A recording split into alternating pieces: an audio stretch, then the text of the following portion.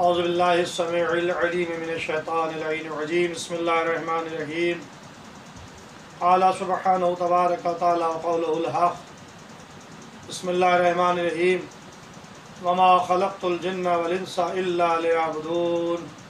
حضرات، میں آپ کے سامنے آج عید الفطر 1441 ہجری کے موقع پر خطاب کر رہا ہوں۔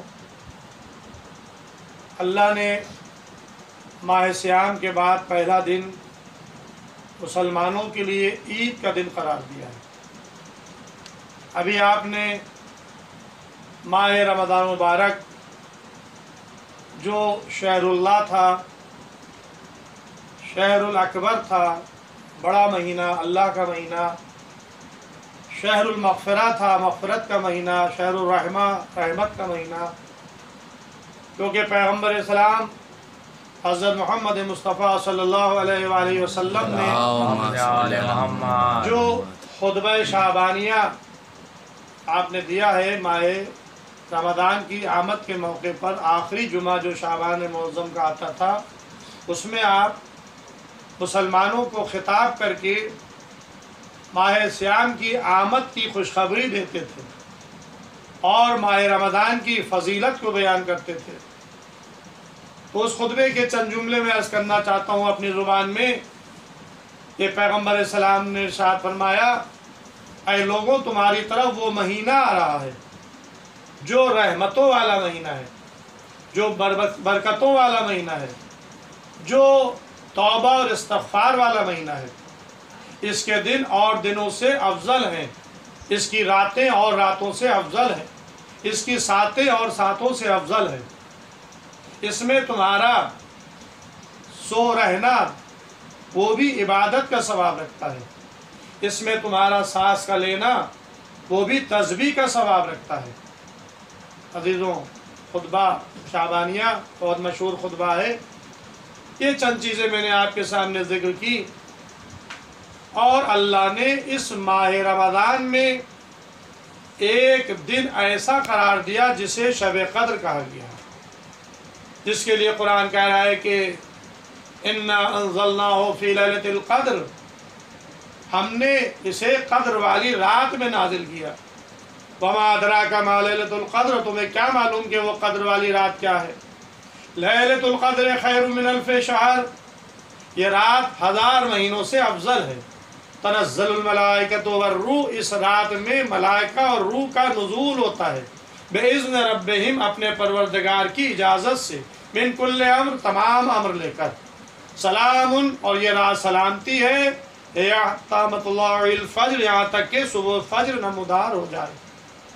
تو اللہ نے 12 مہینوں میں سے ایک مہینے کا انتخاب کیا جسے سید الشہور قرار دیا، تمام مہینوں کا سردار۔ اور اس ایک مہینے کے اندر ماہ رمضان میں اللہ نے اپنے قرآن کو نازل کیا، اپنی کتاب کو نازل کیا۔ وہ قرآن کہ جس کے لیے ارشاد ہو رہا ہے کہ لا رطب ولا یابس الا فی کتاب مبین، اس میں نہیں ہے کوئی خشک، نہیں ہے کوئی تر جو اس روشن کتاب میں نہ ہو۔ یہ وہ قرآن ہے جس کے لیے ارشاد ہو رہا ہے کہ ذالک الکتاب لا ریب فیہ ھدی للمتقین، یہ کتاب وہ ہے جس میں کوئی شک و شبہ نہیں ہے، کوئی ریب نہیں ہے، اور یہ متقین کے لیے ہدایت ہے۔ دوسرے مقام پر جو سورہ البقرہ کی 186 نمبر آیت، اس میں ارشاد ہوا، شہر رمضان الذی انزلت فیہ القرآن، رمضان کا مہینہ وہ ہے جس میں ہم نے قرآن کو نازل کیا۔ شہر رمضان الذی انزل فیہ القرآن ھدی للناس، اور یہ ہدایت والا قرآن ہے جو انسانوں کی ہدایت کے لیے آیا، جس میں حق اور باطل کی نشانیاں ہیں۔ تو یہ عظیم قرآن اللہ نے اپنے آخری نبی پر آخری کتاب کو نازل کیا، اور یہ اللہ کی آخری کتاب آخری نبی پر نازل ہونے والی قیامت تک باقی رہے گی۔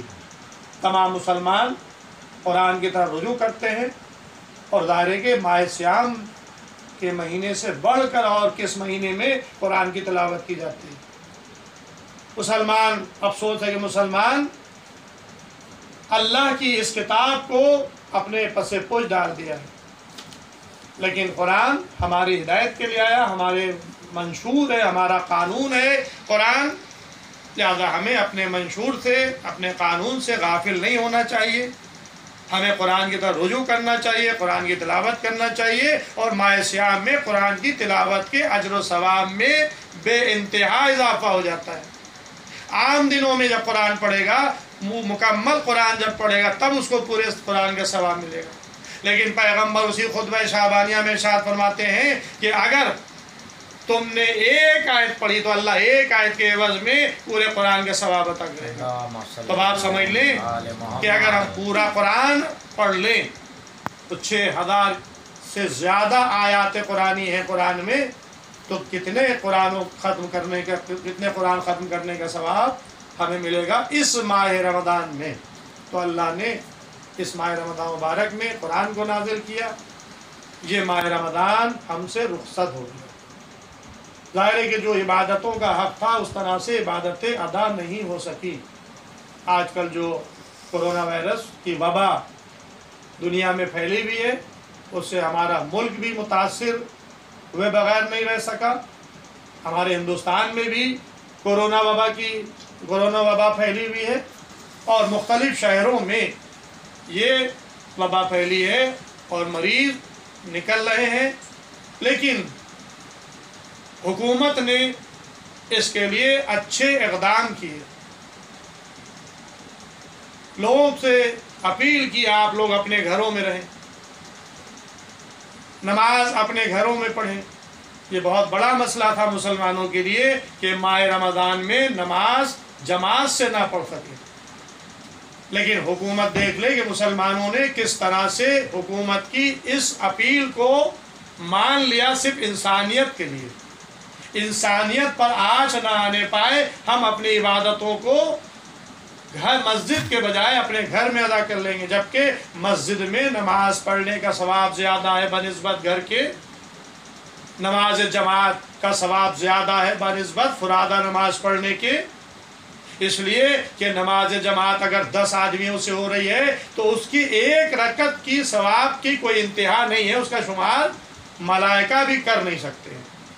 تو مسلمانوں نے ماہ صیام میں اپنی اتنی بڑی قربانی دی کہ مسجدوں کے بجائے ہم نے اپنے گھروں میں نماز پڑھی۔ یہ کیوں؟ اس لیے کہ حکومت کی اپیل تھی انسانیت کو بچانے کے لیے۔ تو ظاہر ہے کہ یہ اتفاق ہے میری زندگی کا، میں نے کبھی اپنے گھر میں نماز نہیں پڑھی، اور الحمدللہ سن 86 سے میں نماز جماعت پڑھا رہا ہوں، تقریباً 25 سال ہو رہے ہیں۔ اس 25 سال میں پہلی مرتبہ میں نماز عید بھی گھر میں پڑھ رہا ہوں، اپنے بھائیوں کے ساتھ جو ہمارے گھر کے افراد ہیں ان کے ساتھ نماز عید بھی ادا کر رہا ہوں، نماز پنجگانہ بھی اپنے گھر میں ادا کی، مسجد نہیں جا سکتا۔ یہ پہلا مرتبہ، پہلا اتفاق ہے 25 سال میں کہ میں نے جماعت نہیں پڑھائی، فرادہ نماز اور روزہ اپنے گھر میں کھولا۔ بس عزیزوں، اس سے زیادہ مجھے عرض نہیں کرنا ہے، کیونکہ یہ ماہ صیام جیسے ہی ختم ہوا پہلا دن اللہ نے شکرانے کے لیے قرار دیا، اور مسلمانوں کے لیے اس کو عید کا دن قرار دیا۔ عید ہے کیا؟ ظاہر ہے کہ عبد اور معبود کا رابطہ ہے۔ سب سے پہلا فرض یہ ہے کہ اللہ کا شکر ادا کیا جائے، پھر بندوں کا خیال رکھا جائے، بس اسی کا نام عید ہے۔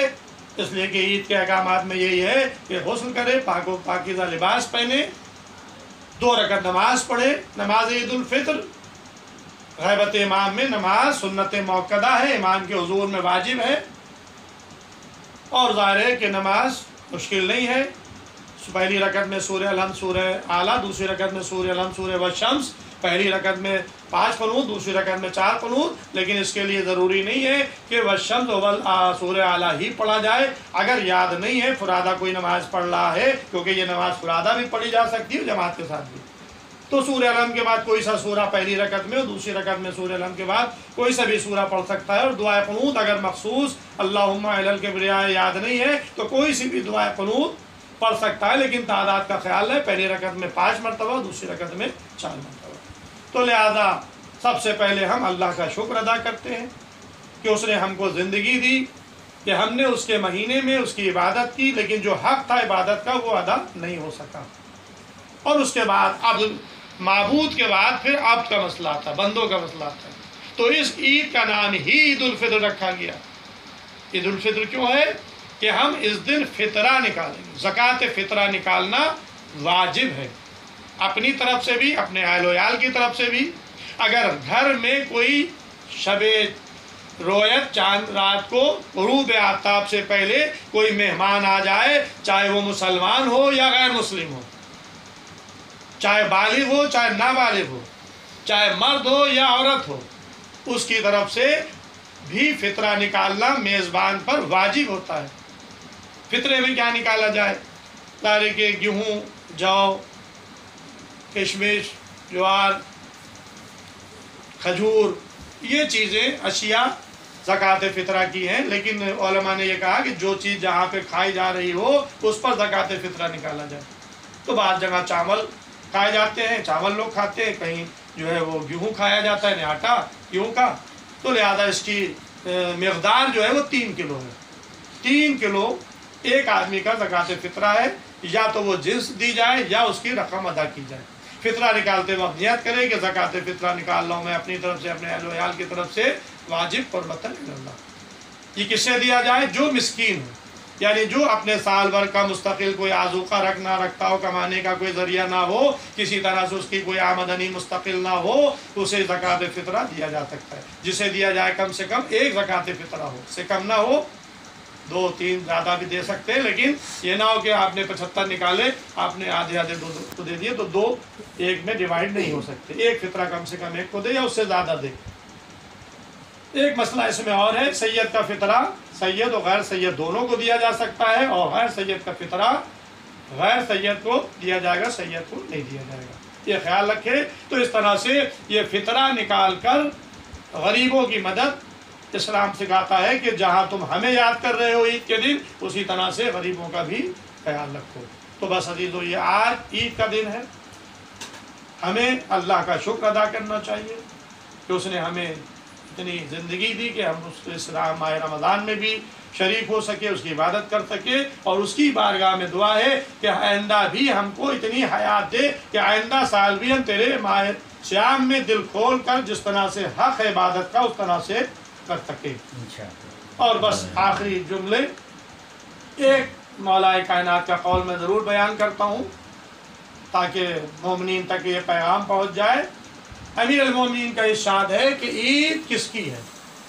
عید اس کی ہے جس کے قیام اور روزوں کو اللہ نے قدر کی نگاہ سے دیکھا، یعنی جو اس نے نمازیں پڑھی، کھڑا رہا، عبادت الہی کی اور روزے رکھے، اس کو اللہ نے قدر کی نگاہ سے دیکھا۔